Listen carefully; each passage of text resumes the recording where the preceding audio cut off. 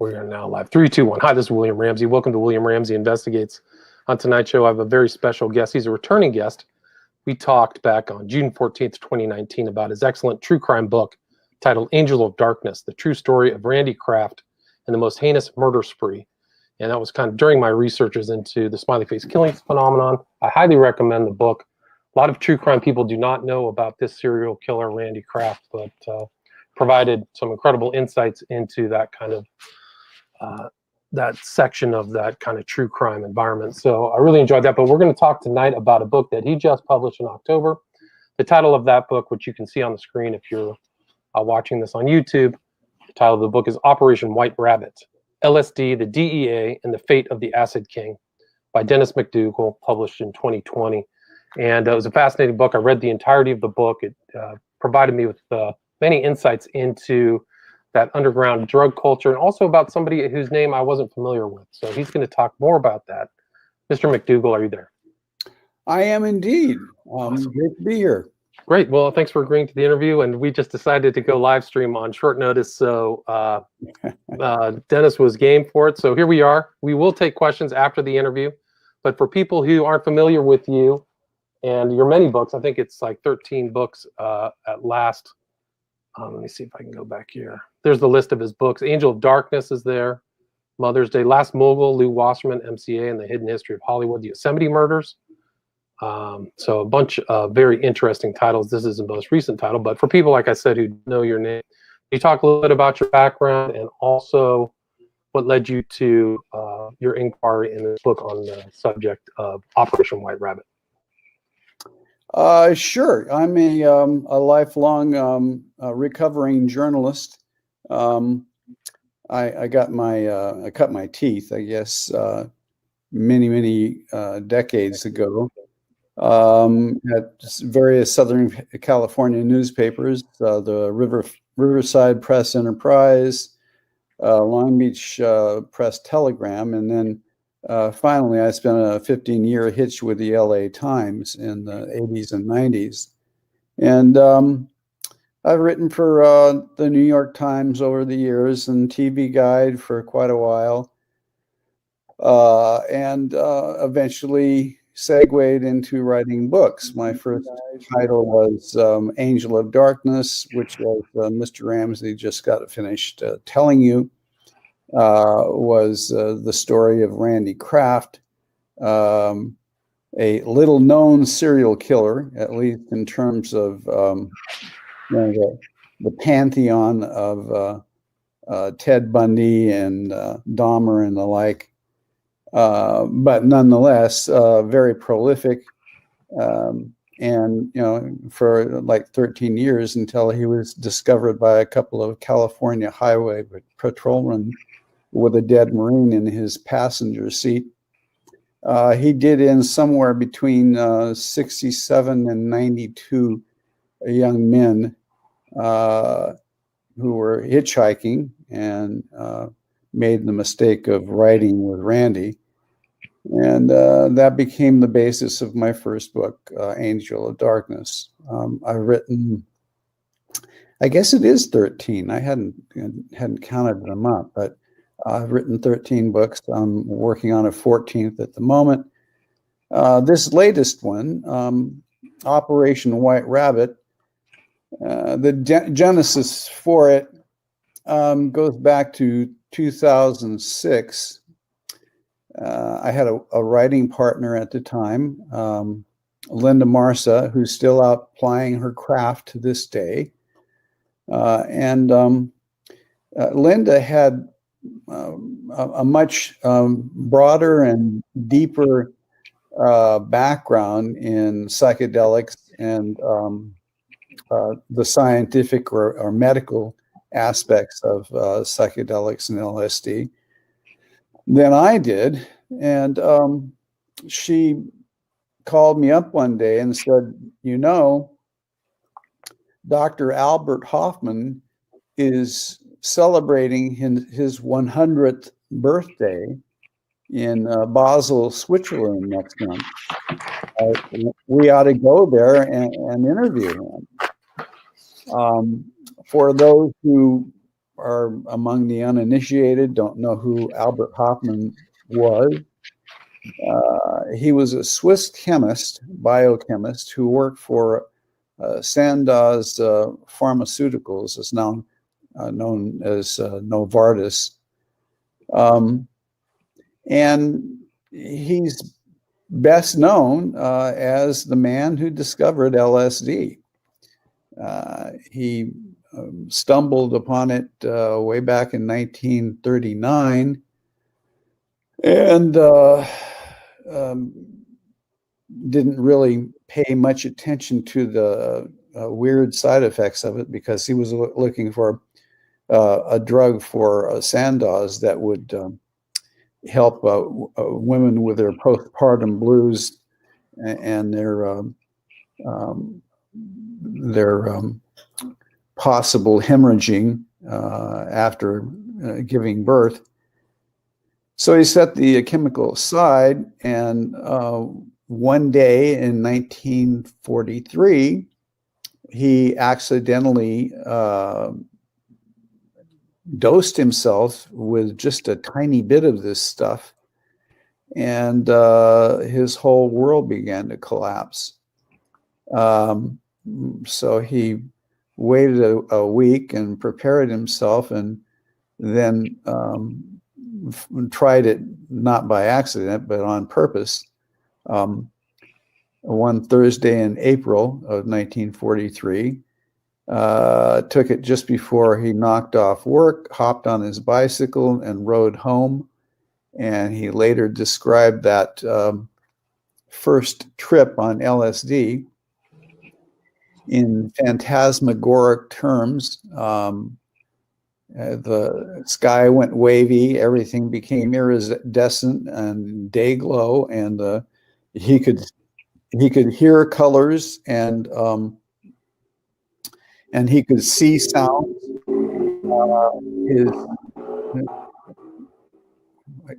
His had a little music coming in there from the side. I'm like going, no, maybe I dosed it a little bit of it too. I'm not sure. But at any rate, but it's kind of like a legendary moment in the history of psychedelics was Hoffman, his bike ride. Right. Still, the day is still celebrated of April 19th or whatever, where Yes. this one little event kind of spread all throughout the world. Yeah, it's Bicycle Day, and it's still observed on an annual basis by psychonauts all over the world. At any rate, Hoffman was turning 100 years old, and as a direct result of this event, my writing partner suggested that we hop on the next plane to Switzerland and try to get an interview with him. We did. We sold a Q&A to Playboy magazine back when it was still a magazine, and then we spent the weekend in Basel at this celebration. And the first thing that we picked up on when we got there was that virtually everybody who was anybody in the psychedelic movement was there to pay their respects to Hoffman. So we immediately hired a Swiss camera crew, which consisted of a sound man and a guy with a Sony recorder, video recorder, and spent the next 2.5 days interviewing anything and everyone that moved, because we figured that this was a golden opportunity to try to get these people on camera, many of them quite old at the time, because they weren't going to live forever, and we thought that this might be an opportunity to document the cultural history of LSD. We acquired about 25 hours of videotaped interviews at the celebration. And when we got back to California, we expanded on it and started interviewing people who didn't show up at the celebration. People like Aldous Huxley's widow, Laura Huxley, and Abram Hoffer, who was Humphrey Osmond's research partner in Canada, a number of people who have since passed on, because what we had in mind was attempting to do a definitive documentary of the history of psychedelics and how they fell out of favor, courtesy of Richard Nixon and the whole war on drugs movement. And then, slowly and surely began to make a comeback with the turn of the 21st century. So in the course of all of this, and you see how this goes on and on, but in order to get to the central question of how my book, Operation White Rabbit, came into being, in the course of all of these interviews, we kept coming across the name of an LSD martyr, if you will. The name was William Leonard Picard, a fellow who was busted in an abandoned Atlas missile silo outside of Wamego, Kansas, and charged with manufacturing 1 million or more doses of LSD to be distributed in some sort of a worldwide network of acid distribution. So I kept hearing the name, and I tracked him down on the internet. He was doing 2 life sentences plus 20 years. I don't know why somebody tacked on 20 years. The big joke was that he was a Buddhist, and thus the 20 years would account for his life after death. But Picard was, at the time, cooling his heels at the U.S. penitentiary in Tucson, or just outside of Tucson. So I started writing him letters, and he responded. He was terse and guarded at first, but then later on, we started exchanging phone calls when he could get to a phone. And then ultimately, even the U.S. Bureau of Prisons has come fighting and screaming and into the 21st century, and decided that they needed to allow their inmates access to email. So we were able to communicate via an email setup that the Bureau of Prisons still has in place, called Core Links. That's right. And what year was this around, Dennis? Sorry to interrupt. Was this 2000? When did you start communicating with Pickard? Oh, okay. I guess 2007 or 8. So right around. It was right around the time that Obama was elected. Gotcha. So this has been, for 2020, you've been in communication with Pickard for some time before the publication of this book. Oh yeah, and in fact, it goes a lot deeper than that in a number of ways, because initially I approached him as a journalist, approaching the subject, and and you know, I tried to get him to cooperate, and he was reluctant, and he gave me his reasons why, and we found common ground in our love of writing and reading and literature. I encouraged him to begin writing, and the result of all of that was that he enrolled in a prison writing program overseen by a professor at the University of Arizona.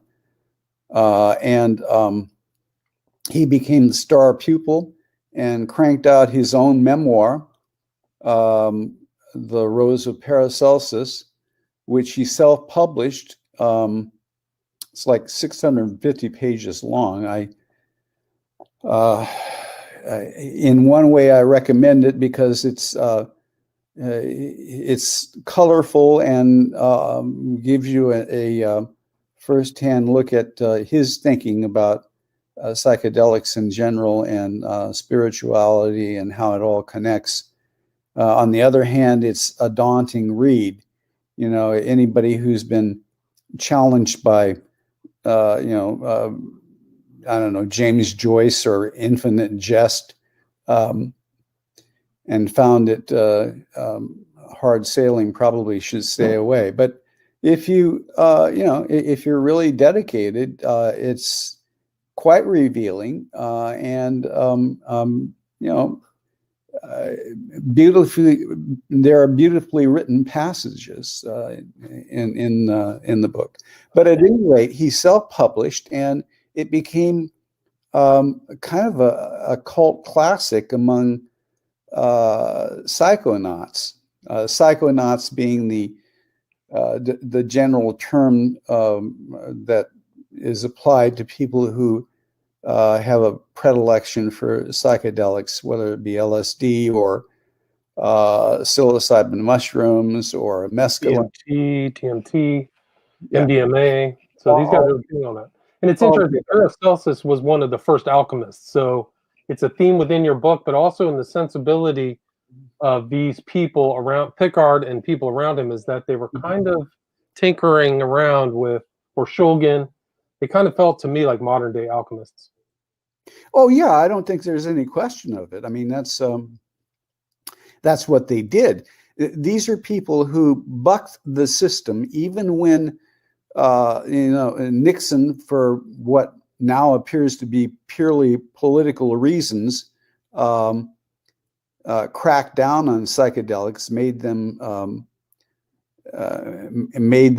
equitable with cocaine and heroin, which is totally bogus, and tried to criminalize the use so that people would be discouraged from even trying it, for fear of being sent away the way that Leonard was. And I mean, maybe this is a difficult question, but who was I mean, he's a very complex, multifaceted character. Who was Picard, and how did he make his way into the psychedelic world or underground? Well, I mean, that's really the basis of the book, because in many respects, I probably should just, have titled it, the biography of Leonard Picard, because it really is built around his life story. Picard was I don't know, something of a science prodigy who came out of the suburbs of Atlanta in the early 60s and was brilliant.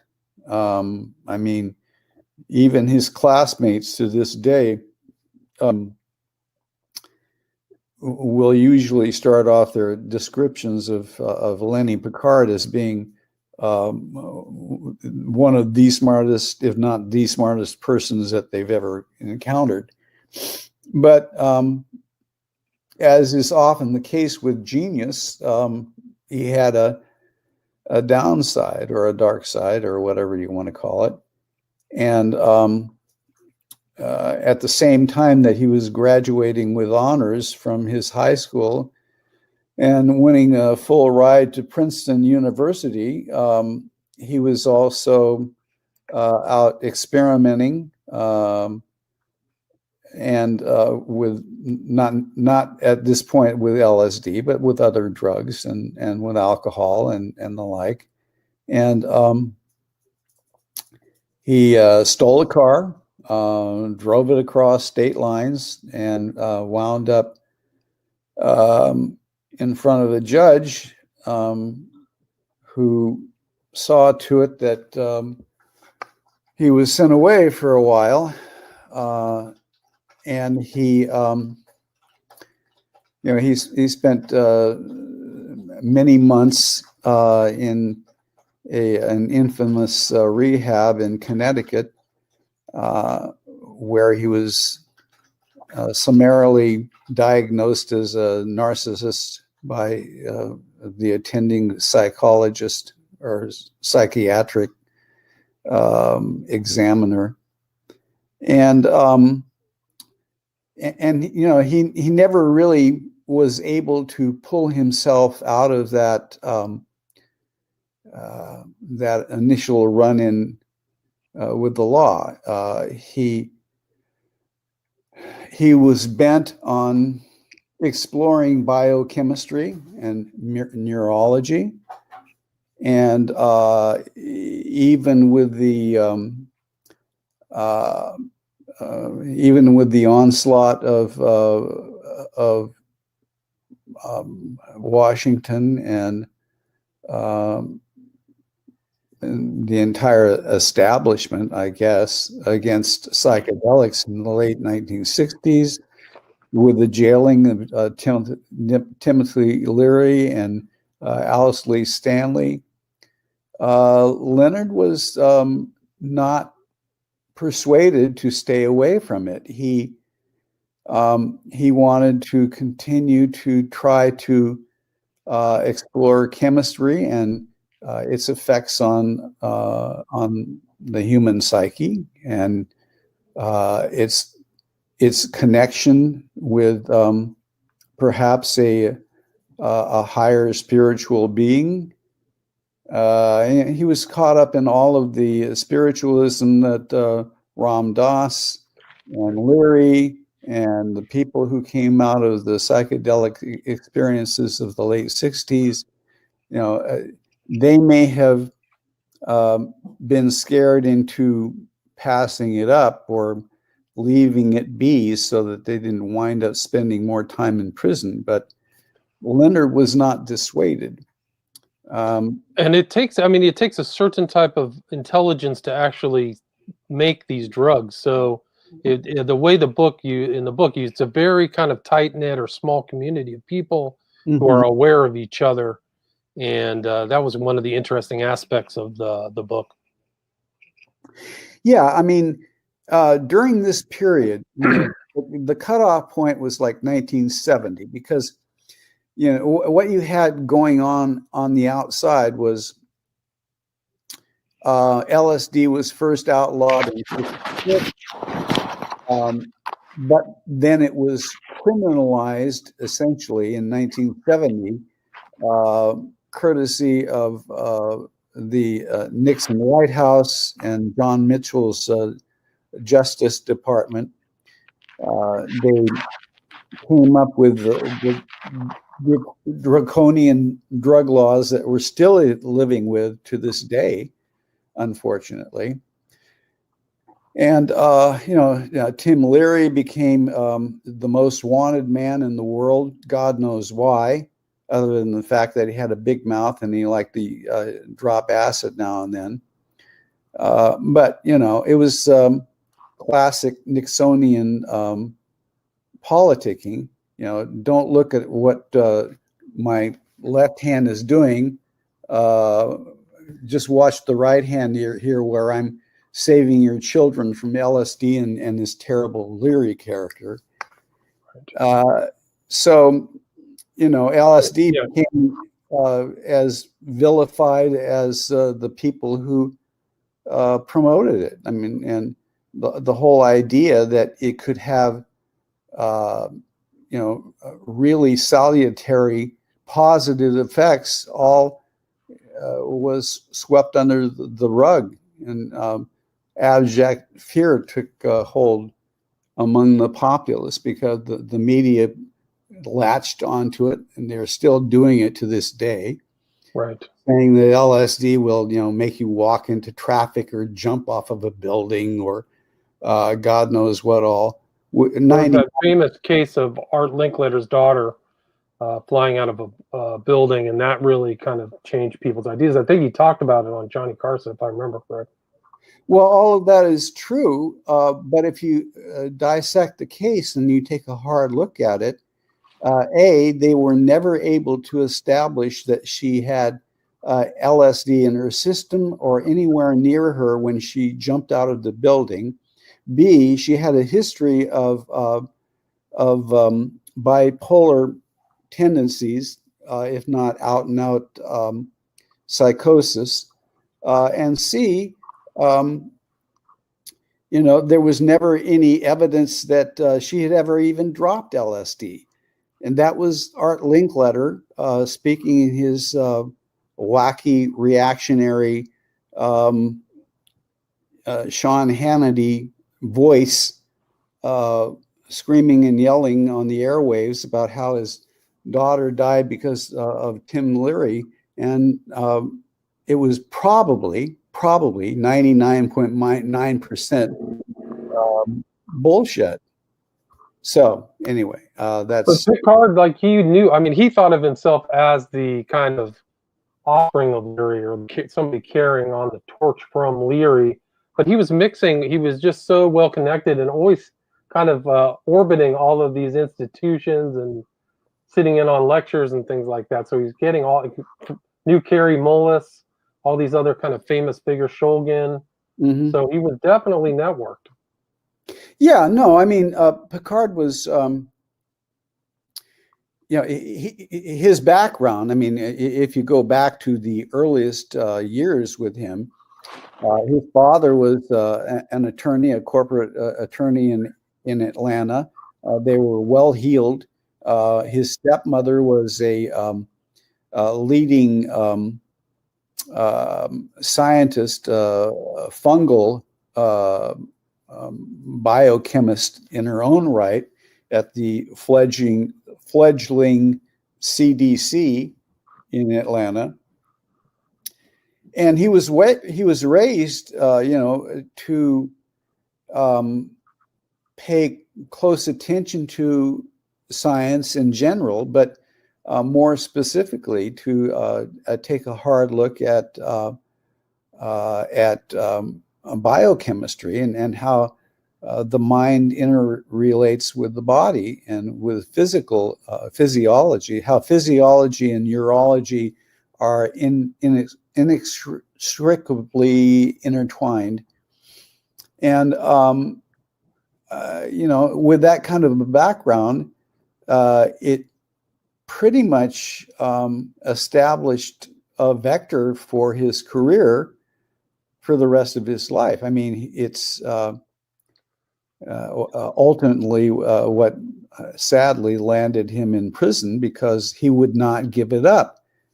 And I get that because at this late date in my life, ever since I got involved in this, looking at it seriously after Dr. Hoffman's birthday, I get it. I mean, it's incredibly and intensely fascinating, and may ultimately be the salvation of mankind. I don't know. I mean, but the connection, between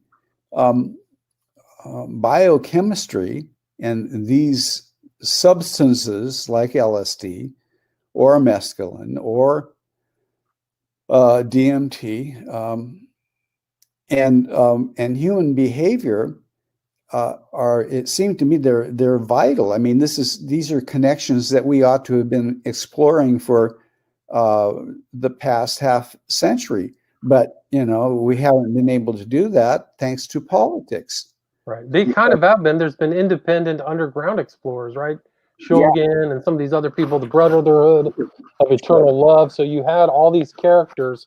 yeah, but Um, they're all seen, or they were all seen for a long time by the establishment as being either criminal or close to criminal. So, it's hard to practice your science when you're looking over your shoulder and hoping that the DEA doesn't break through the door and send you to prison for the rest of your life, and which is essentially what happened to Picard. right.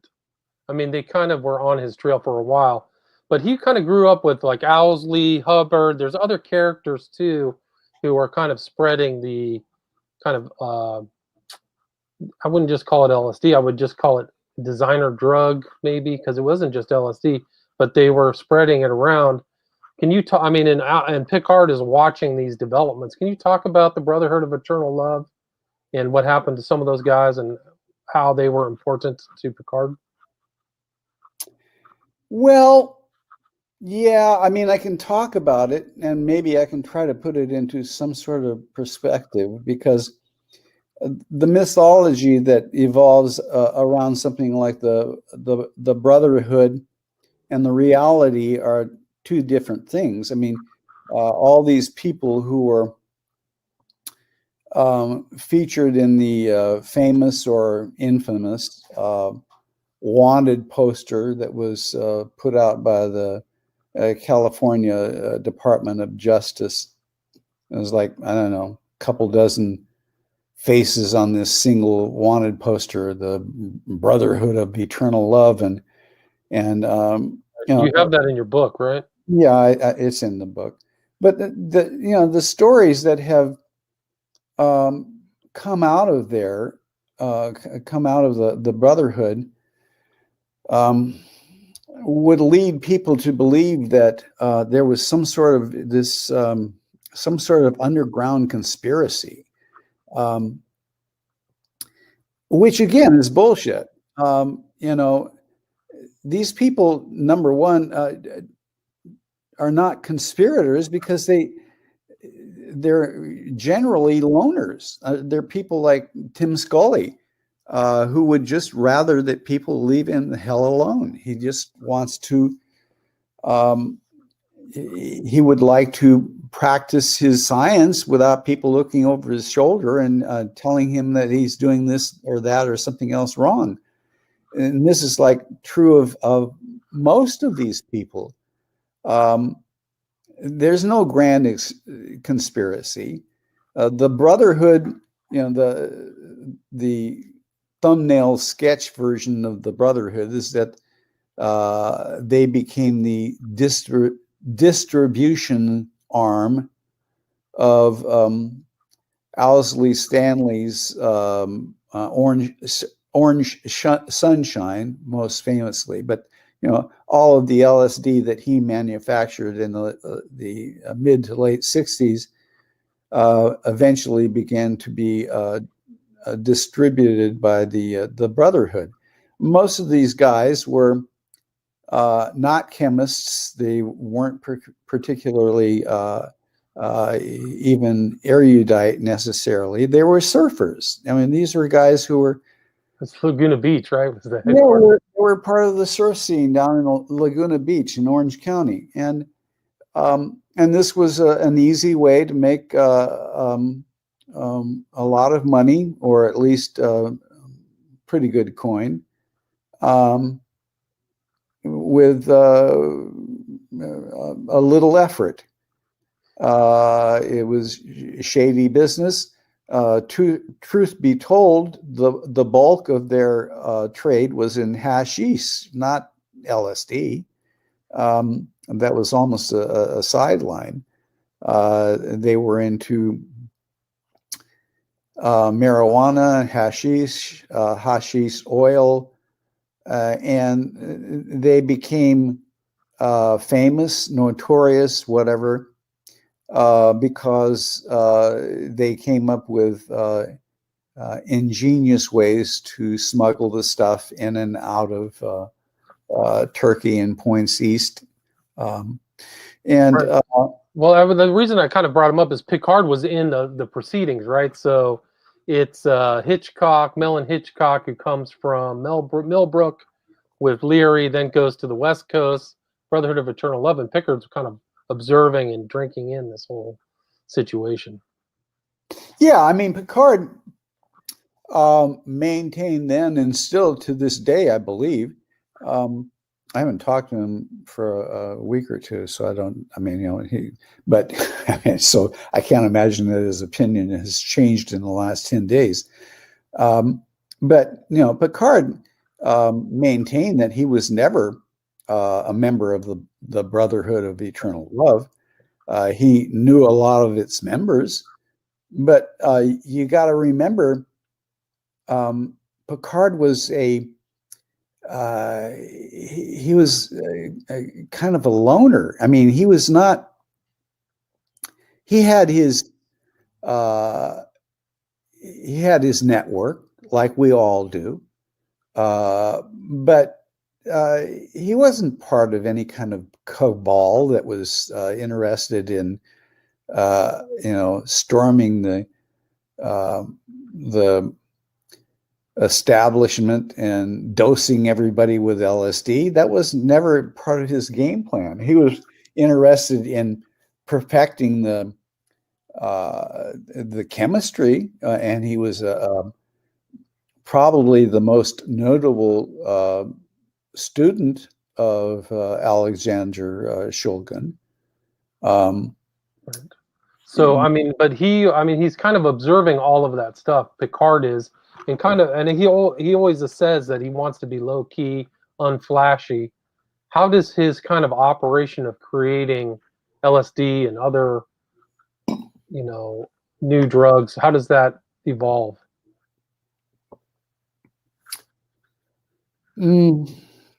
Okay, well,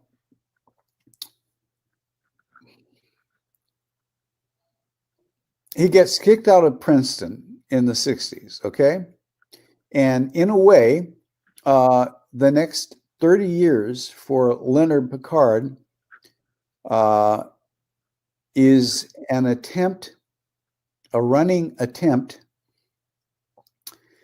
to get back into the scientific brotherhood that marked his beginnings. When he graduated from high school, he felt as though he had been admitted into the scientific brotherhood exemplified by Albert Einstein himself. In fact, the first place that he visited when he went to Princeton was Einstein's house. Went up and knocked on the front door.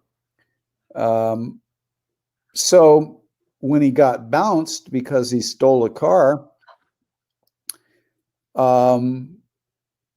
the trajectory for him was kind of set in stone for the next 30 years,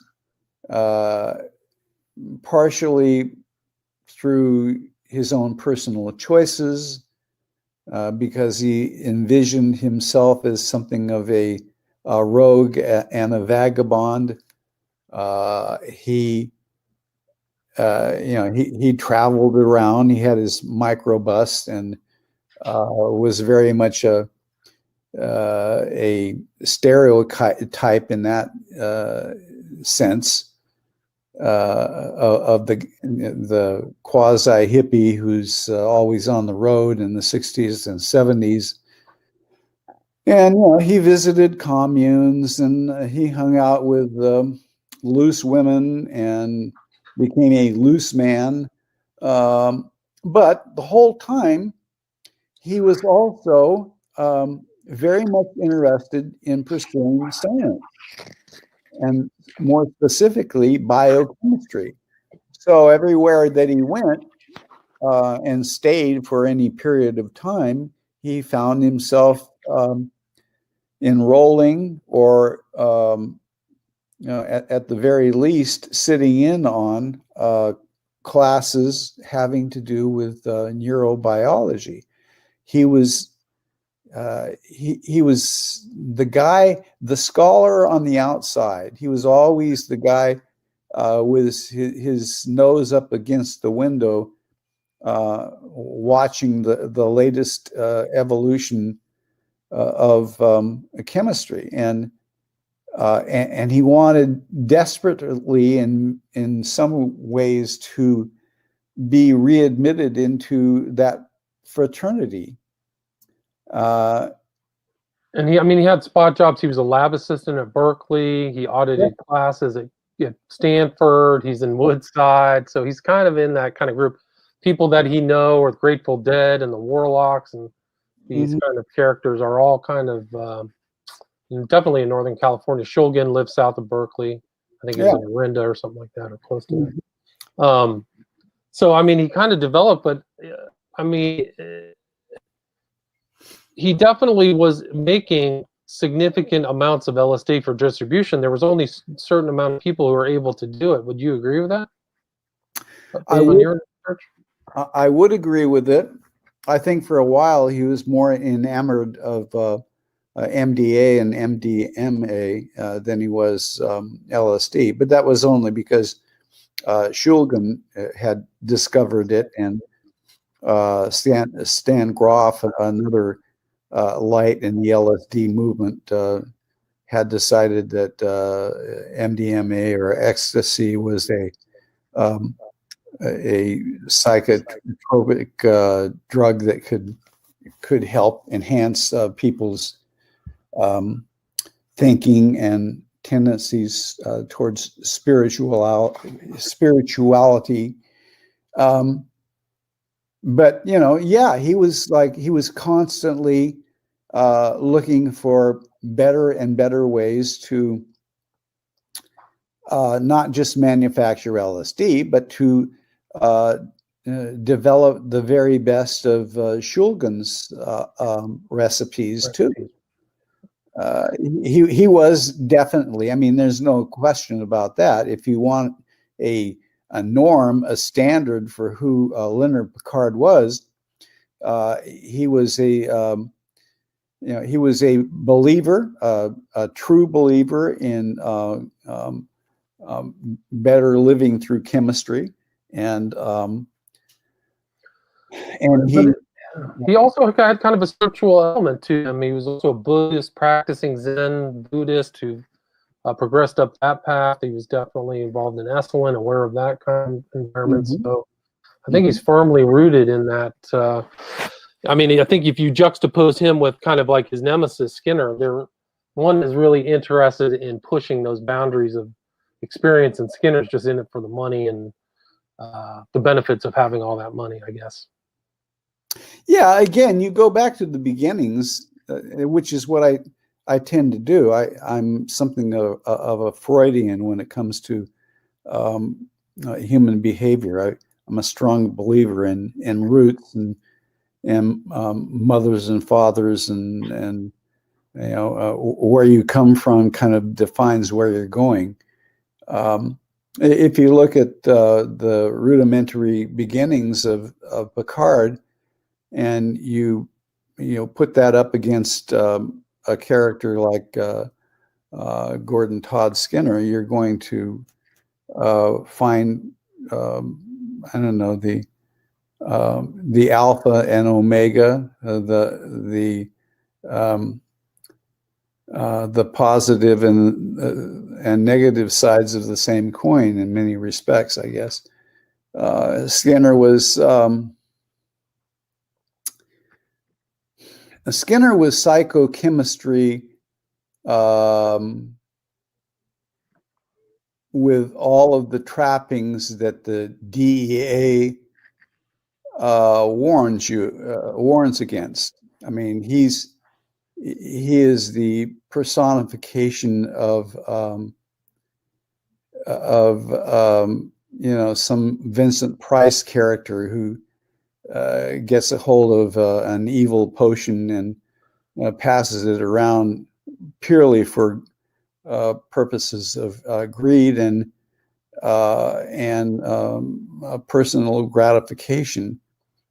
And I don't believe that that was true of Leonard. I mean, I don't think that Picard then or now was interested in getting off, if you will. I mean, one of the things that, just niggles the hell out of me is even my good friends, and I have I can think of 2 or 3 right off the top of my head, who ought to know better, but they say things like, "Oh, does your book come with acid tabs, or am I going to be able to go to the picture insert in the middle and find something so that I can drop acid myself?" First of all, the answer is no and no. And secondly, that's exactly the kind of horseshit thinking that powers a bogus agency like the Drug Enforcement Administration, which should never have been created in the first place. The FBI was doing just fine without them. They're a self-perpetuating agency that is designed to keep people from experimenting with drugs because that's going to kill them, and somebody needs a papa and mama to oversee what they put into their own bodies, unless it happens to be alcohol or tobacco, which will kill you. I don't know. That's a good point. I mean, the deaths from alcohol and tobacco are probably 10,000 times more than any psychedelics. No kidding. Yeah. No kidding. At least. I mean, it's the stories are great. It covers that great arc all the way up till he's arrested. And you have a picture with Picard, so you know him fairly well. He was released in your postscript. He was released this year from jail. So he is Yes, nobody ever figured that was going to happen. That came to everyone, including Leonard. That even came to Leonard as a shock. I emailed him on a Thursday in July, as I tended to do pretty regularly, to see how he was doing and see whether or not he was locked away because of COVID. He and his cellmate hadn't seen anybody since March. So I was checking in with him to see if he needed any books or whatever. And, he was telling me in his email, I'm getting along. It's not pleasant, but at least we have email back now. I hadn't been able to communicate with anyone for months, so that's a blessing. That was on a Thursday. The following day, he was released. He'd been applying for these compassionate releases for months beforehand. I knew all about that, but even he was gobsmacked by it. He had no idea. He had to figure out in 24 hours time where the hell he was going, how he was going to get there, and how he was going to communicate with his network of well-wishers as to where he was going to land. He had no idea. So, where was he last? Wasn't he? What penitentiary was he in?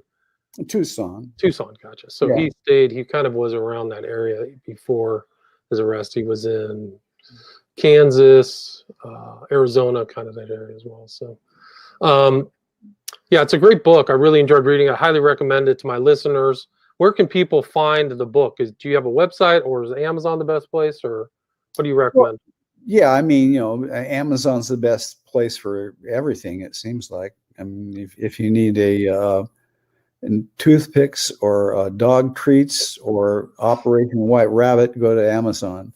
And do you have a few minutes to take a couple questions from the watchers, viewers? Sure, what the hell? Why not? Okay. Here's the first one. Ask Dennis's opinion of the recent Oregon drug legalization. Do you have any thoughts on that? I think it's a long time coming. I'm happy that that the voters of Oregon have more common sense than members of Congress or the dumbass Drug Enforcement Administration, which should be wiped off the map tomorrow or yesterday, actually. I'm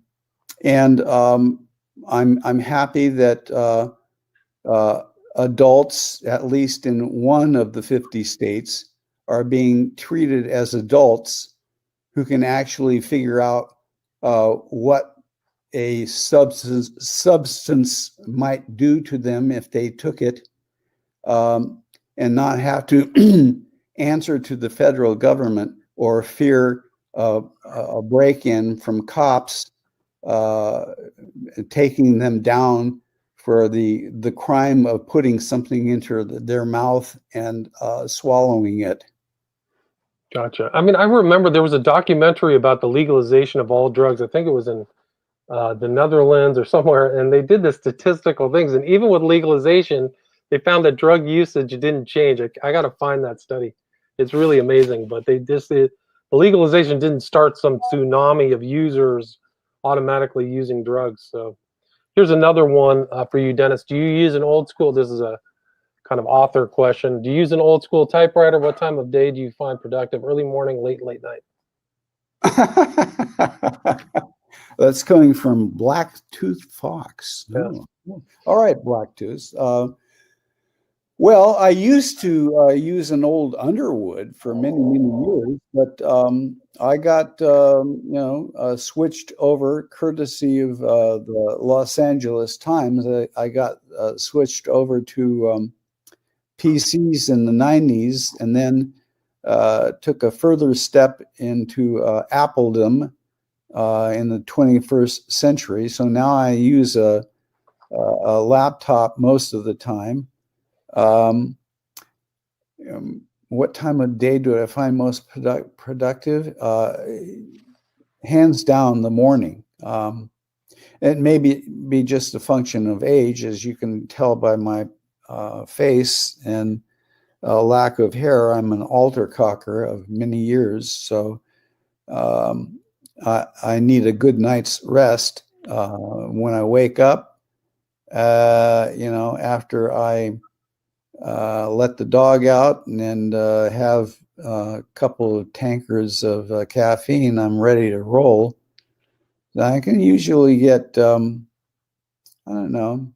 2, maybe 3 hours of really good writing time in between 6, 7 in the morning and around 10 or 11, at which time I head out to the dog park.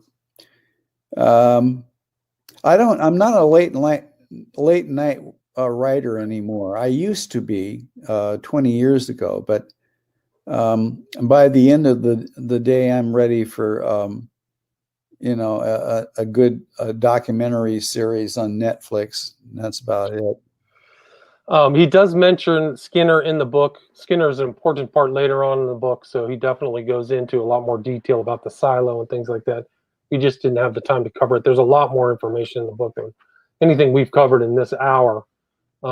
This is the question.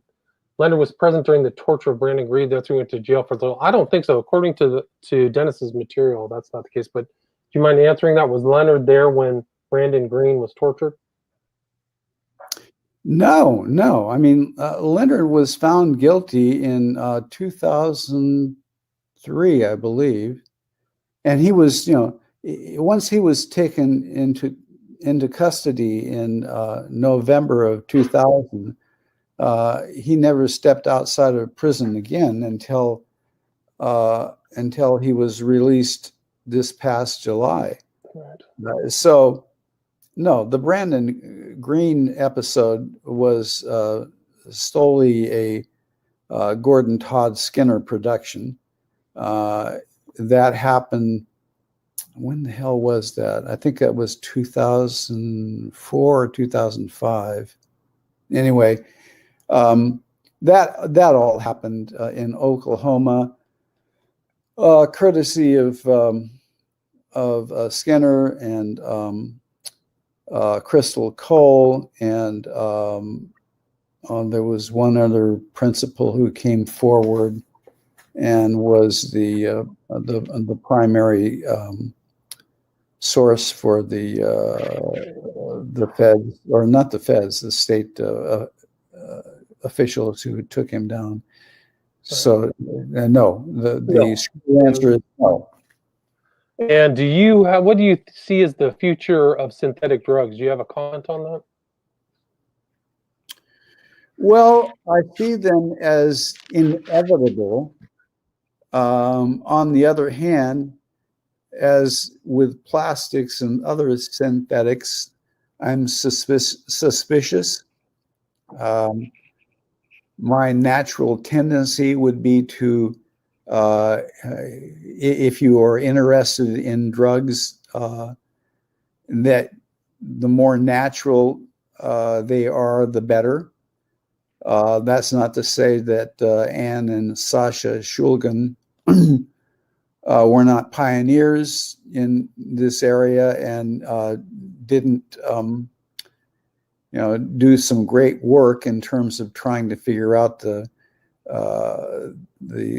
effects, neurological, psychological effects of synthetics on human behavior. But I just, if you're going to dabble in this stuff, I would look, I personally, everybody's, Oregon, if Oregon hasn't taught us anything else, it's that it has definitely taught us that we are all adults if we're over 21, and unless we have some sort of addled brain that can be proven, the decision on what we should take should be left up to us, not to some government official. If you are of that mind, if you want to try something, I would try something natural, not something that has been invented in a test tube. That might lead to the next question, which is, what's your opinion of psilocybin for psychiatric therapy use? I think that psilocybin has been proven hands down by people like Charlie Grobe and the team of scientists at Johns Hopkins. I can never pronounce that because it's like a double possessed. Johns Hopkins. And NYU. I think that it's been. I think you'd have to be a fool to think that that you didn't get a positive result from a controlled dosage of psilocybin. It's been used in end of life therapy, which I'm more familiar with than the other stuff, but it's also been shown to help people quit smoking. It has been used successfully in treating alcoholism. It's been used in post-traumatic stress, PTSD, post-traumatic stress disorder, and most notably, it's been used in a pretty big clinical study at Johns Hopkins in connecting people with their fundamental spirituality. It's, that may be the most astounding effect that we've seen thus far. There's another question from Burning Man. Look into Skinner's connections to Burning Man. I know you mentioned him in the book. He was arrested at Burning Man. Do you know anything else about Skinner and his connections or Picard to Burning Man?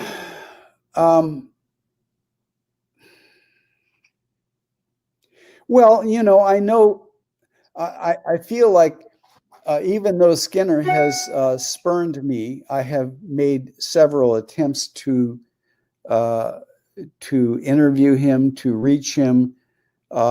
He always defers to another writer he has working with him on his version of things. So he's never spoken to me directly, but having reviewed literally thousands of pages of his courtroom testimony and the DEA's files on him, the Operation White Rabbit files on him, and interviewed in depth several people who've known him and were part and parcel of the whole silo buildup. I feel like I have a pretty good idea of who he is, how he operates. I think he is a garden variety narcissist and sociopath. How he got to be that way is up for grabs, but I don't think you have to look too much further than his mother.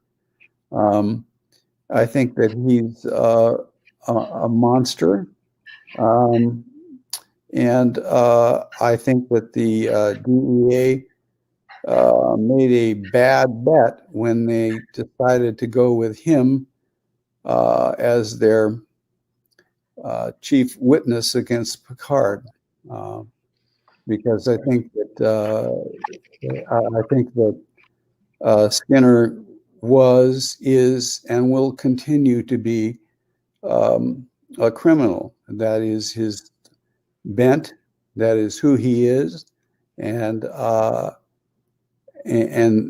those people at the DEA who decided that he was going to be their star witness turned out to be fools.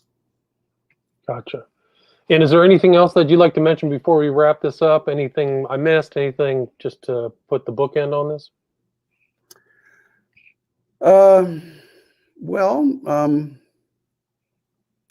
This book was all about surprises, almost from the very beginning. It took a long time to sell. I mean, it was a lot harder getting it into print than it was researching. I mean, once I was able to speak one-on-one with Picard and get him to tell me where he was coming from and what his MO was, that all came relatively easily. But the thing about Operation White Rabbit that I suppose is the most surprising is that there was no way of planning it. Is, like literally weeks before it saw the light of day, and God knows what role it may have played in it. Leonard maintains that it had some sort of a role at any rate. A federal judge finally came to his senses and said, "Come on, 2 life sentences plus 20 years for making LSD when there isn't even any evidence that the LSD amounted to much more than an ounce or two? That's crazy." He didn't say that, of course, in his order, but ultimately you read between the lines. And fortunately, there's somebody sitting on the federal bench who has a modicum of common sense. All of a sudden, like weeks before the book comes out, Leonard is a free man. And yeah, it's amazing, the timing. I could not ask for a better epitaph to my 10 years of work on this book, because no one deserves it more than Leonard Picard. He's his life is not that of a Sir Galahad. He's made his mistakes. He's screwed up plenty, and he'd be the first to tell you that. But the punishment did not match the crime, and the government is in an absolutely indefensible position. Thank God that there was somebody on the bench who realized that before it was too late. And do you have social media? Where can people reach out to you if they have any questions or anything they'd like to follow up? Maybe they didn't get answered in this interview. Where can people reach you?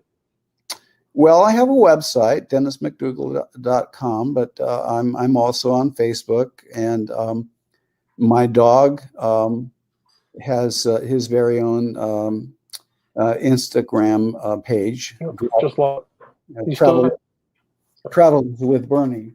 Where are you, Bernie? Just a moment. I'll introduce you to Bernie. Okay. Come on, Bernard. Wow. Yes, here's Bernard. He's got his own Instagram page. Nice. What's his Instagram page? It's Travels with Bernie is the name of it. Travels with Bernie. Sweet. Yeah, and I'm trying to encourage him to write his own book. He hasn't taken to it just yet, but well, maybe you have to find out whether he's a late night writer or an early morning writer like you. We're still having trouble with learning the keyboard. That's a challenge. This is the keyboard. See? Yeah. Great. Well, so you can reach Dennis on Facebook or his website, DennisMcDougal.com. Highly recommend this book. Again, the title of the book is Operation White Rabbit, LSD, the DEA, and the Fate of the Acid King. Thank you so much, Dennis, for your time. My pleasure. This has been fun. Good. Awesome. Well, have a good night. All right. Take care. Take care. Bye.